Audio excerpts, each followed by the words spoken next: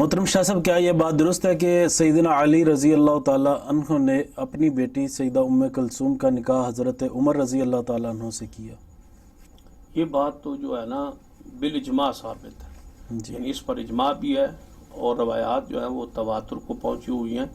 اور کسی نے بھی جو ہے کوئی پڑھا لکھا انسان جو ہے نا دنیا میں صحیح العقیدہ مسلمان سنی جو ہے اس نے انکار نہیں کیا، اور اہل تشیع جو ہیں جو اس میں دوسرا فریق کی حیثیت رکھتے ہیں انکاری وہ بھی نہیں ہیں، وہ بھی مانتے ہیں، خاموش ہیں، لیکن ہم ان سے یہ بات کہیں گے کہ جب وہ داماد علی ہیں سیدنا عمر رضی اللہ تعالیٰ، اس کو چھپانے کی ضرورت کیا ہے؟ آپ یہ واضح کہہ دیں اور ان کا ادب و احترام کریں، جس طرح نبی علیہ الصلوۃ والسلام کے داماد سیدنا علی ہیں، اس طرح سیدنا عمر داماد ہیں، سیدنا علی رضی اللہ تعالیٰ ان کو تسلیم کیا جائے اور قبول کیا جائے، ان کی عزت احترام اکرام کیا جائے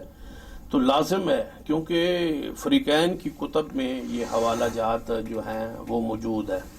تاریخ الیعقوبی جو ہے وہ شیعہ مسلک کی معروف کتاب ہے، اس کا صفحہ 49 اور صفحہ 149 اور 150 پر جو ہے اسی جلد میں یہ روایت موجود ہے کہ سیدنا عمر رضی اللہ تعالیٰ عنہ نے سیدنا علی رضی اللہ تعالیٰ عنہ سے رشتہ طلب کیا، تو سیدنا علی رضی اللہ تعالیٰ عنہ نے جواب میں ارشاد فرمایا انا صغیرہ، کہ وہ عمر میں چھوٹی ہیں، تو سیدنا عمر رضی اللہ تعالیٰ عنہ نے جواباً ارشاد فرمایا علی رضی اللہ، میرے اور بیویاں موجود ہیں لیکن میں نے یہ سنا تھا، یعنی کہ یہ تاریخ الیعقوبی کی روایت ہے کہ میں نے سنا تھا نبی اکرم صلی اللہ علیہ وسلم کی قیامت والے سارے نسب ٹوٹ جائیں گے لیکن میرا نسب ہر لحاظ سے، چاہے وہ سسرالی لحاظ سے ہو، چاہے وہ ننہالی لحاظ سے ہو، ددحال کے لحاظ سے ہو، میرا نسب قائم رہے گا، تو میں چاہتا ہوں کہ رسول اللہ صلی اللہ علیہ وسلم کی نسب میں میں جڑ جاؤں، تو سیدنا علی رضی اللہ تعالیٰ عنہ نے قبول فرما لیا اور وہ نکاح ہوا، اور 10,000 دینار احتراماً اکراماً نبی علیہ السلام تو السلام کی نواسی سمجھتے ہوئے احتراماً اکراماً سیدنا عمر نے زیادہ اقمار مقرر کیا، اور 10,000 دینار اس دور میں جو آج جو ہے لاکھوں کی صورت میں بنتے ہیں، وہ سیدنا عمر نے سیدہ ام کلثوم کو اقمار ادا کیا اور ان کا نکاح ہوا۔ اسی طرح اصول فروع کافی کے اندر بھی یہ بات موجود ہے کہ سیدنا علی رضی اللہ تعالیٰ، یہ کتاب الطلاق وغیرہ میں جو عدت کے مسائل ہیں اس میں یہ روایت موجود ہے کہ سیدنا عمر رضی اللہ تعالیٰ عنہ جب فوت ہوئے تو آپ کی بیوی ام کلثوم بنت فاطمہ بنت علی رضی اللہ تعالیٰ عنہ وہ بیوہ ہو گئیں،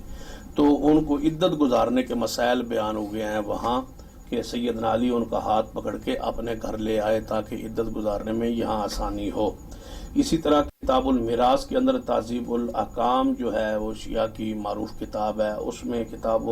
میراث ہے، وراثت کے مسائل ہیں، فرماتے ہیں کہ حضرت زید بن عمر جو حضرت ام کلثوم کے بطن سے پیدا ہوئے تھے،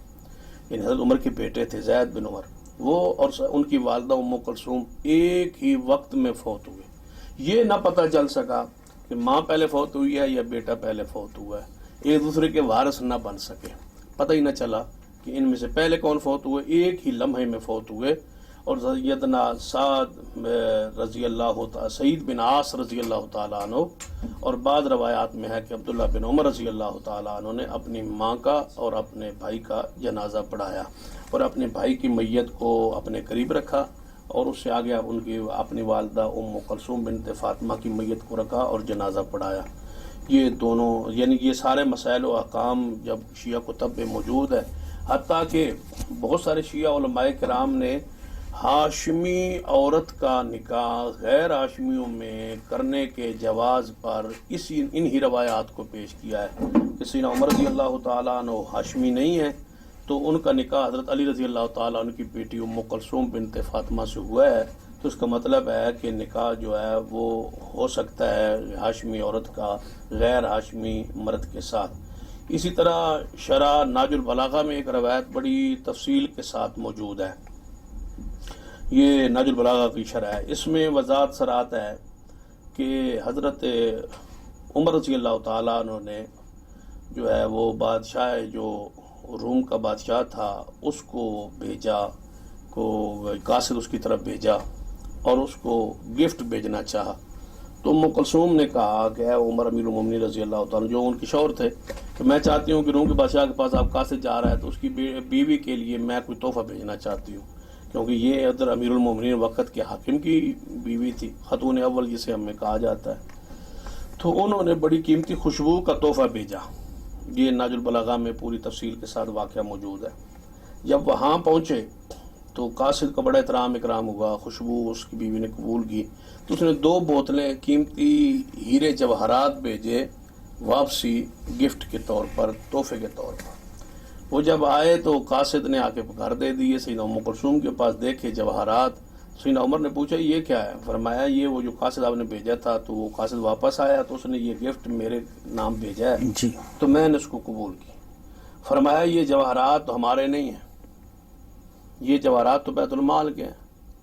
قاصد تو مسلمانوں کا تھا اور مسلمانوں کے مال کے خرچ پر گیا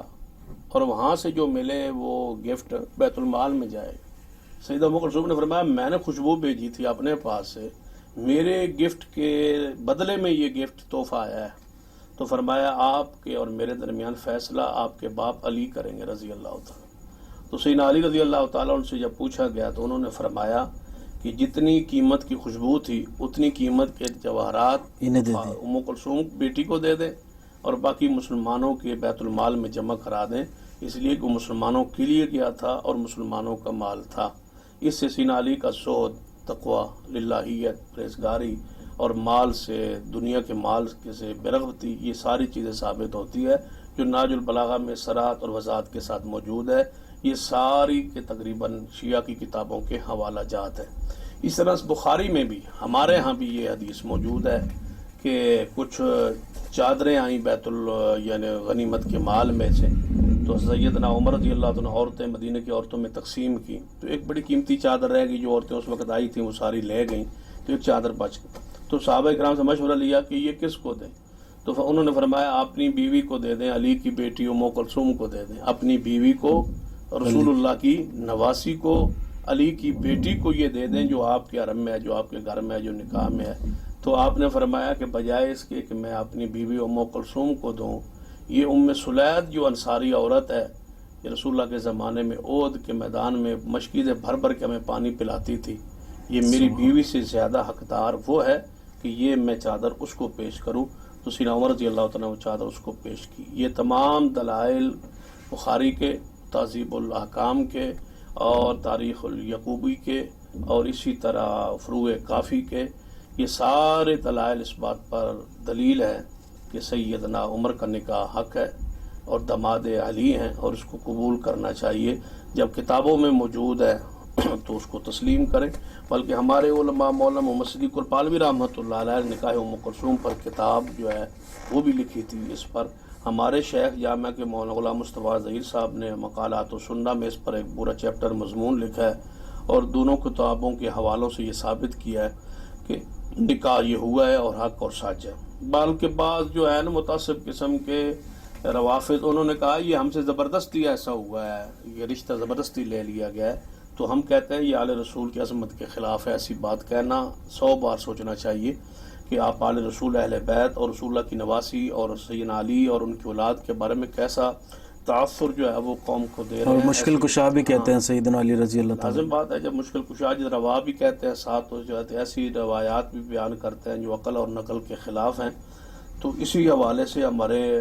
شیخ اور ہمارے قائد ملت حضرت علامہ شہید اسحاق علی شہید رحمۃ اللہ کی اشیاء و سنہ، اس میں بھی یہ چیپٹر یعنی اس حوالے سے موجود ہے